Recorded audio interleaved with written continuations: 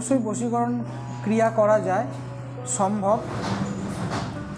তো বশীকরণ ক্রিয়া হচ্ছে কিছু গুহ্য পদ্ধতি। আমাদের এখানে টোটকা দিয়ে বশীকরণ হয় না। বান মেরেছে কিভাবে বুঝবো?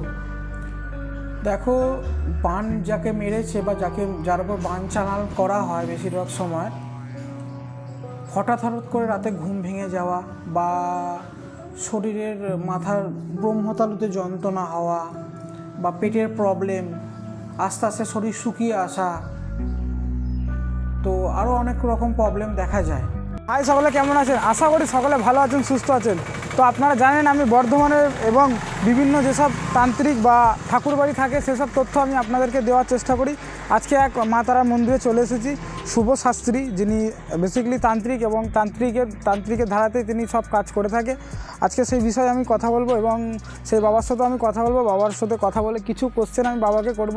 আপনাদের যে কোশ্চেনগুলো থাকে বেশিরভাগ সেই কোশ্চেন নিয়েই কিন্তু আমি আজকে বাবার কাছে এসেছি। বাবার কাছে জানবো বাবা কী কী সমস্যার সমাধান করে বা তার কী করণীয় আছে, কী করলে আপনারা সমস্যার সমাধান লাভ করবেন বা আপনাদের সমস্যা যেটা আছে সেটা যেন সমাধান হয়ে যায়, আমি সেই চেষ্টাটাই করি। আর সেই সব মন্দিরে আমি দর্শন করানোর চেষ্টা করি আপনাদেরকে, যেখানে গেলে আপনাদের ব্যক্তিগতভাবে কাজগুলো যেন হয়। আপনারা যে কোশ্চেনগুলো আমাকে করছেন সেই কোশ্চেনগুলো যেন আপনাদের সফলতা মেলে, তো সেই তথ্য নিয়েই আর সেই খোঁজেই কিন্তু আমি আজকে এই মন্দিরে এসেছি। আমি এই মুহূর্তে মন্দিরের বাইরেটা দেখাচ্ছি, মন্দিরের চূড়াটা আমি দেখাচ্ছি। এরপর আমি মন্দিরের ভেতরে যাব। মন্দিরের ভেতরে গিয়ে সরাসরি আপনাদের কোশ্চেন নিয়ে বাবার সাথে কথা বলবো, তারপরে কিন্তু আপনাদেরকে শোনাবো। আরেকটা কথা, আমার চ্যানেলে যারা নতুন আছেন অবশ্যই আমার চ্যানেলটিকে সাবস্ক্রাইব করে এবং পাশে থাকা বেল আইকনটি ক্লিক করে যাবেন, যাতে সর্বদাই আপনার কাছে এই ভিডিওটা সবার প্রথম পৌঁছায় এবং বাবার মন্দিরে আপনি যেন সবার প্রথম আসতে পারেন। কথা বলছিলাম যে লাখ প্রবলেম যেটা আছে, ভালোবাসা মানুষটা চলে গেছে, সে আবার ফেরাতে চাইছে তাকে। হ্যাঁ, অবশ্যই বশীকরণ ক্রিয়া করা যায়, সম্ভব। তো বশীকরণ ক্রিয়া হচ্ছে কিছু গুহ্য পদ্ধতি। আমাদের এখানে টোটকা দিয়ে বশীকরণ হয় না। কেননা দেখুন, প্রথমত কথা হচ্ছে বশীকরণ টোটকা বা কোনো কিছু দিয়ে কাজ হয় না। একটা মানুষের মনকে তার দিকে আকর্ষণ করা মানে ছোটোখাটো বিষয় নয়, খুব বিরাট একটা বড় বিষয়। মানুষের মনকে তার দিকে ঘোরানো, তো সেই ক্রিয়া আমাদের এখানে হয়। আমরা এই বশীকরণের সময় বা দিই মোটামুটি 15 দিন থেকে স্টার্টিং হয় আমাদের বশীকরণের যে প্রভাবটা হয়, সে ছেলের দিক থেকে হোক বা মেয়ের দিক থেকে হোক। 15 দিন আমাদের সময় দিতে হয় হাতে, তারপর থেকে কাজ স্টার্টিং হয়।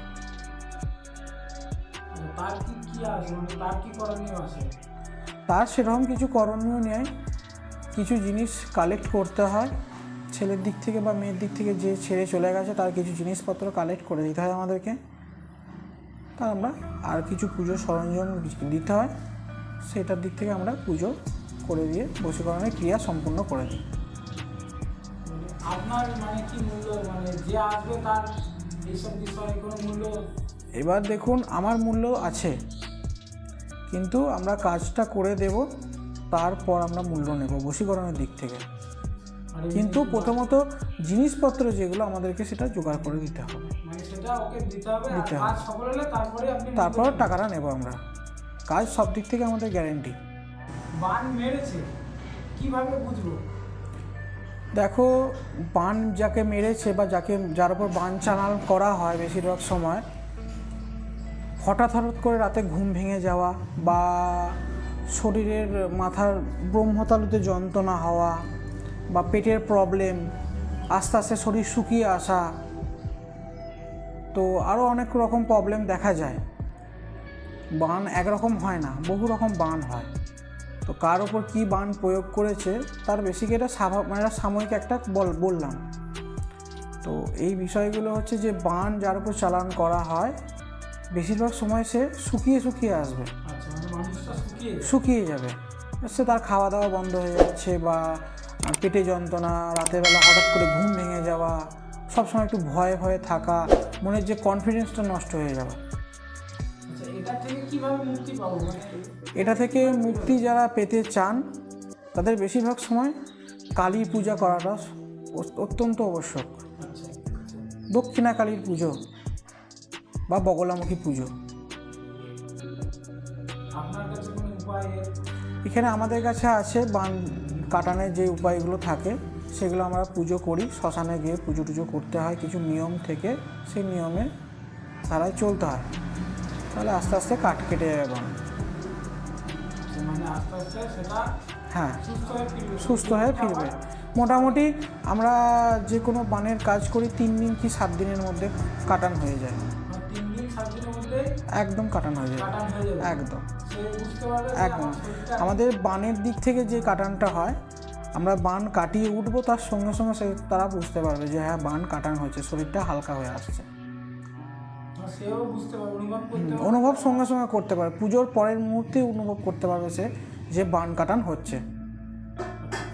এবার এখানকার ঠিকানা কি, যারা আমাদের ভিডিওটা দেখবে দূর থেকে দেখবে বর্ধমান স্টেশন থেকে আরামবাগ রোডে আসতে হবে, বাস ধরে? হ্যাঁ বাস ধরে বা টোটোওয়ালাকে বললেই হবে যে আরামবাগ রোডে যাব। আরামবাগ রোডে যে পোলেমপুর কৃষক সেতু যেটা আছে, দামোদর নদীর কৃষক সেতুটা পার হয়ে প্রথম স্টপেজ পোলেমপুরে এসে বলতে হবে যে জামনা বামতারা বৃদ্ধাশ্রম যাব। জাননা বামতারা বামতারা বৃদ্ধাশ্রম।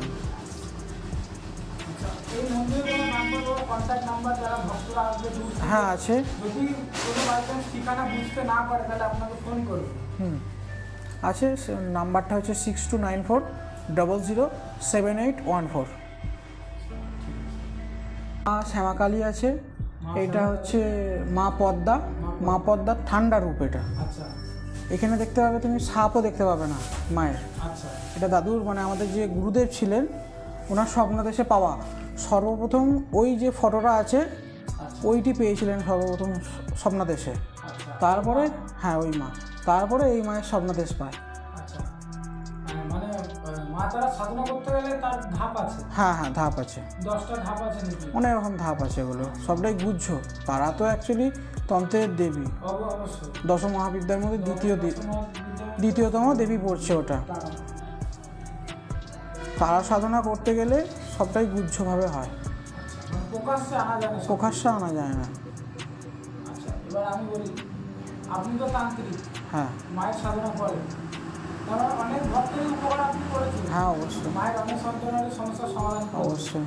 তো আমরাও বেশ কিছু কোশ্চেন নিয়ে আপনার কাছে এসেছি, সেই কোশ্চেনগুলো আমি আপনাকে করব। মেন কথা হচ্ছে এখনকার মায়েদেরই, বেশিরভাগ মায়েদেরই সন্তান হচ্ছে না। তার ক্ষেত্রে কি বাবা কোনো উপায় রয়েছে যেটা থেকে সফলতা মিলতে পারে বা কিছু করলে সমাধান হবে? হ্যাঁ আমাদের এখানে আছে, সমস্যার সমাধান করা হয় এবং অনেকের এরকম করা হয়েছিল, সমস্যার সমাধান করেছিল, তারা ভালো সুফল পেয়েছে। তো আমাদের এখানে কিছু নিয়ম আছে,